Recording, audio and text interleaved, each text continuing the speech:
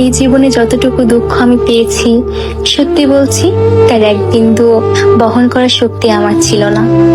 কখনো চাইলেই কাঁদতে পারিনি, কখনো কারো কাঁধে মাথা রেখে বলতে পারিনি আমি ভালো নেই।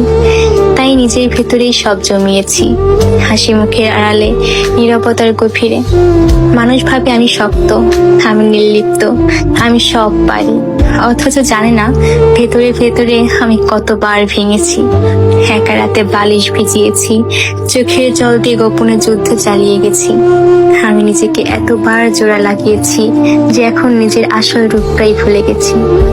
কখনো ভেবেছি হয়তো এই দুঃখগুলো সামলে নিতে পারবো, হয়তো সময় ঠিক করে দেবে সবকিছু, কিন্তু বাস্তবতা হলো আমি আয়ত্তের বাইরে দুঃখ ধারণ করতে করতে এখন নিজেই ধ্বংস হয়ে গেছি। এখন মনে হয় আমি আর আমি নেই, আমি কেবল এক ভাঙা মানুষ যার ভেতরে অনেক কথা জমে আছে, কিন্তু শোনার কেউ নেই।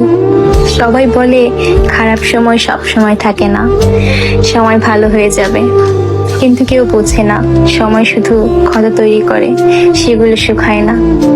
আমি এখন কেবল একটি নীরবতা, মুখে হাসি, চোখে অন্ধকার আর মনে একরাশ দুঃখের বোঝা নিয়ে প্রতিদিন বেঁচে থাকার অভিনয় করে যাই।